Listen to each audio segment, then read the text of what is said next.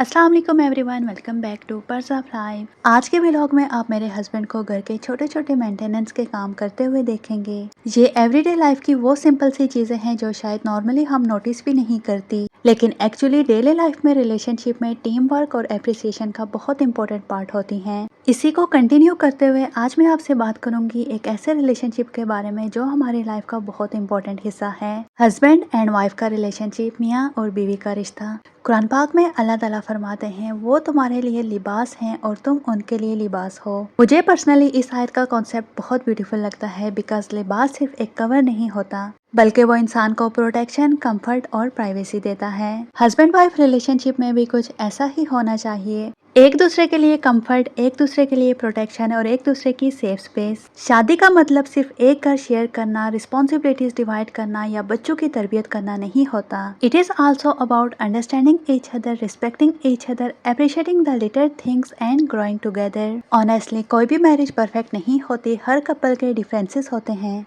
Disagreements होते हैं, busy routines होती हैं, लेकिन रिलेशनशिप को हेल्दी रखने के लिए एफर्ट दोनों तरफ से जरूरी होती है। सो मैं कुछ सिंपल, रियलिस्टिक और प्रैक्टिकल पॉइंट शेयर करूंगी जो हस्बैंड और वाइफ दोनों अपनी डेली लाइफ में फॉलो करके अपने रिलेशनशिप को और हेल्दी, पीसफुल और स्ट्रॉन्ग बना सकती हैं। बिकॉज समटाइम रिश्तों को मजबूत बनाने के लिए बिग चेंजेस नहीं बल्कि स्मॉल एफर्ट्स की जरूरत होती है। और जब हम अपने पार्टनर की एफर्ट्स को नोटिस करती हैं, अप्रिशिएट करती हैं, उनकी वैल्यू समझती हैं, तो स्मॉल गेस्टर्स भी रिलेशनशिप को पॉजिटिव और हेल्दी बनाने में अपना रोल प्ले करते हैं।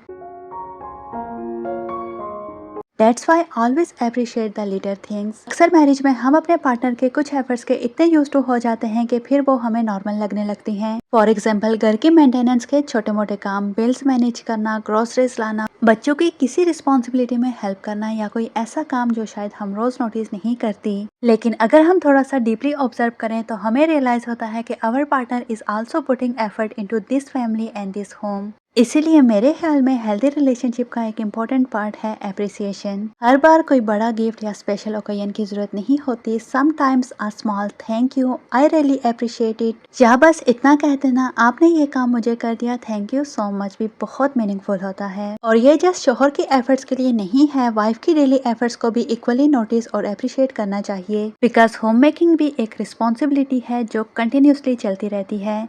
कुकिंग, क्लीनिंग, बच्चों की रूटीन, घर को मैनेज करना, और ये सब चीजें जब रोज होती हैं तो unfortunately easily taken for granted हो सकती हैं। इसीलिए आई थिंक हस्बैंड और वाइफ दोनों को एक दूसरे की एफर्ट्स को नोटिस भी करना चाहिए और एक्नॉलेज भी। एक और इम्पोर्टेंट बात, एप्रिसिएशन का मतलब ये नहीं कि आप अपने पार्टनर की हर चीज को परफेक्ट समझें। इट सिंपली मीन्स कि आप उनके एफर्ट को रिकॉग्नाइज करती हैं, because at the end of the day marriage में जस्ट किसने क्या क्या इम्पोर्टेंट नहीं होता। Sometimes I noticed your effort is just as important as the efforts itself. Anyways, आज घर में थोड़ी सी रीअरेंजमेंट भी हुई है। हमने फ्रिज को रूम में शिफ्ट कर दिया और ओवन को किचन में प्लेस कर दिया। साथ ही वॉल को थोड़ा रिफ्रेश लुक देने के लिए एडहेसिव शीट भी अप्लाई की है। समटाइम्स घर में छोटी सी रीअरेंजमेंट भी पूरी स्पेस का लुक फ्रेश कर देती है। और ऑनेस्टली घर को मैनेज करना भी हस्बैंड वाइफ की टीम वर्क का एक पार्ट है। अकेले मेरे लिए करना मुश्किल ही नहीं, नामुमकिन भी है, but when both people contribute in their own way, daily life थोड़ी इजियर और इंजॉयबल हो जाती है। मैंने सीखा respect each other, specially during disagreements. Marriage में डिफरेंस होना बिल्कुल नॉर्मल है। दो लोग एक साथ लाइफ शेयर करते हैं तो डेफिनेटली हर चीज पर सेम ओपिनियन होना जरूरी नहीं। कभी हस्बैंड की किसी बात से वाइफ डिसएग्री करेगी, कभी वाइफ की किसी बात से हस्बैंड एग्री नहीं करेंगे। The important thing is not whether you disagree but how you handle that disagreement. इस्लाम में भी हस्बैंड वाइफ के साथ काइंडनेस और अच्छे बर्ताव की बहुत इंपॉर्टेंस है। अल्लाह ताला कुरान पाक में फरमाते हैं, और उनके साथ भले तरीके से जिंदगी गुजारो। मुझे लगता है इस आयत में शादीशुदा जिंदगी के लिए बहुत ब्यूटीफुल गाइडेंस है। गुड ट्रीटमेंट सिर्फ हैप्पी मोमेंट्स में नहीं बल्कि डिफिकल्ट मोमेंट्स में भी होना चाहिए। कभी कभी आर्गुमेंट हो भी जाए तो ट्राई करें कि बात को अननेसेसरी स्ट्रेच ना करें, एक दूसरे को इंसल्ट ना करें और पुरानी मिस्टेक्स को बार बार डिस्कशन में ना लाएं। और सबसे इम्पोर्टेंट, रिस्पेक्ट को कॉम्प्रोमाइज ना करें। गुस्से में कही हुई एक हार्श बात शायद उस वक्त सिर्फ फ्यू सेकंड्स की हो, लेकिन उसका असर बहुत देर तक रह सकता है। वो सुना तो होगा ना कि अल्फाज का जख्म कभी बढ़ता नहीं। इसीलिए समटाइम्स रिलेशनशिप को सेव करने के लिए बीइंग राइट से ज्यादा इम्पोर्टेंट होता है बीइंग रिस्पेक्टफुल। और यहाँ एक ब्यूटीफुल हदीस भी याद आती है। रसूलुल्लाह सल्लल्लाहु अलैहि वसल्लम ने फरमाया, तुम में बेहतरीन वो है जो अपनी बीवियों के लिए बेहतरीन है। यानी कि एक हेल्दी मैरिज में काइंडनेस और गुड कैरेक्टर की वैल्यू बहुत हाई है। सो डिसएग्रीमेंट हो सकते हैं, ओपिनियंस डिफरेंट हो सकते हैं, लेकिन रिस्पेक्ट और काइंडनेस को रिलेशनशिप से कभी कम्प्लीटली डिसअपियर नहीं होना चाहिए। Communication, don't expect your partner to read your mind. शादीशुदा जिंदगी में एक और चीज जो रिलेशनशिप को हेल्दी रखने में बहुत इम्पोर्टेंट है वो है कम्युनिकेशन। कभी कभी हम अपसेट होते हैं लेकिन सामने वाले को बताते नहीं और फिर एक्सपेक्ट करते हैं कि वो खुद समझ जाए कि हमें क्या बुरा लगा। नेवर माइंड, ऐसी हैबिट ज्यादातर बीवियों में ही पाई जाती है, लेकिन honestly your partner can not always know what you are thinking और feeling unless you communicate it. अगर कोई बात हर्ट कर रही है तो उसे अंदर रखने के बजाय कामली डिस्कस करना बेहतर है। लेकिन कम्युनिकेशन का मतलब सिर्फ अपनी बात कहना नहीं, लिसनिंग इज इक्वली इम्पोर्टेंट। कभी कभी हम आंसर देने के लिए सुन रही होती हैं, समझने के लिए नहीं। And there is a big difference between the two. इस्लाम हमें बात करने के अंदाज में भी रहनुमाई देता है। अल्लाह ताला कुरान पाक में फरमाते हैं, और मेरे बंदों से कह दो कि वो वही बात कहें जो सबसे बेहतर हो। I am not sure but I think this applies beautifully to marriage as well. Same बात हम दो डिफरेंट वेज में कह सकती हैं। एक तरीका सामने वाले को डिफेंसिव बना देता है और दूसरा तरीका उसे समझने का चांस देता है। इसीलिए जब कोई इशू हो तो ट्राई करें, तुम हमेशा ऐसा करती हो या तुम्हें मेरी कोई परवाह नहीं, कहने के बजाय अपनी फीलिंग्स एक्सप्लेन करें। For example, instead of blaming simply से मुझे इस सिचुएशन में ऐसा फील हुआ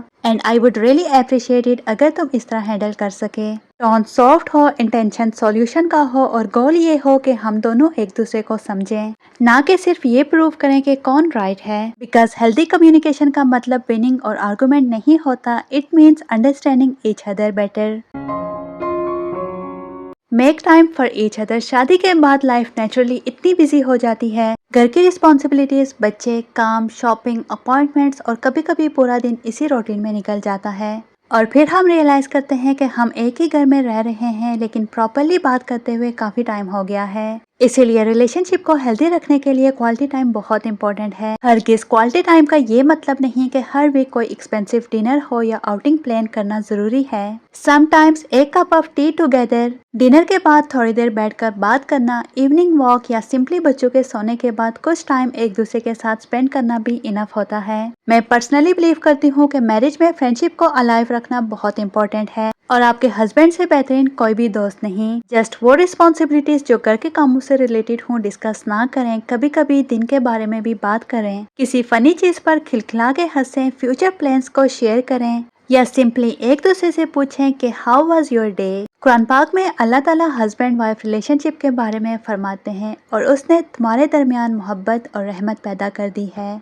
मोहब्बत और रहमत, ये दोनों वर्ड्स मैरिज को समझने के लिए बहुत ब्यूटीफुल हैं। बिजी लाइफ में मोहब्बत ऑटोमेटिकली डिसअपियर नहीं होती, लेकिन कभी कभी उसके लिए टाइम निकालना जरूरी होता है। और एक छोटी सी बात, जब हस्बैंड वाइफ आपस में बात कर रहे हों तो पॉसिबल हो तो फोन को साइड पर रख दें और जेन्युइनली सुनें, because sometimes being present is more valuable then doing something special. आखिर में रिलेशनशिप बिग ओकेजन से नहीं बल्कि डेली लिटिल मोमेंट से बिल्ड होता है।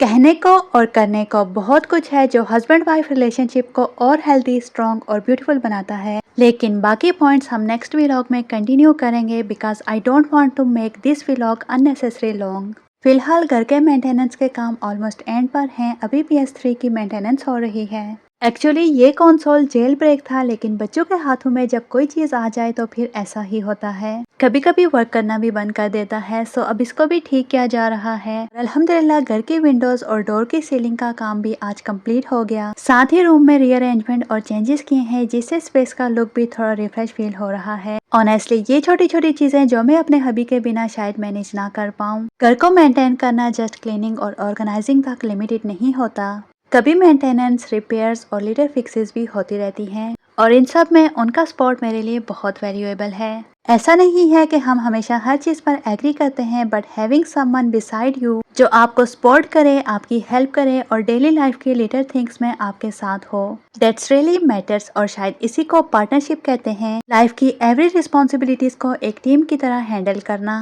आपकी लाइफ में भी ऐसा पर्सन होना कितना प्रीशियस है जो सिर्फ स्पेशल ओकेजन पर नहीं बल्कि नॉर्मल डेज में भी आपके साथ खड़ा हो। अल्लाह जी हम सब के घरों में मोहब्बत, सुकून और बरकत अता फरमाए, हस्बैंड वाइफ के दरमियान अंडरस्टैंडिंग और रिस्पेक्ट हमेशा कायम रखे और हम सबको एक दूसरे के लिए बेहतरीन साथी बनने की तौफीक दें। आमीन सोम आमीन। एंड आई होप आपको आज का व्लॉग और रिलेटेड होम अपडेट्स पसंद आई होंगी। देन कमेंट्स में ज़रूर बताइएगा कि आपको रिलेशनशिप का कौन सा पॉइंट सबसे ज़्यादा रिलेटेबल लगा। Thank you so much for watching purse of life. मिलते हैं नेक्स्ट व्लॉग में। Until then take care and अल्लाह हाफिज़।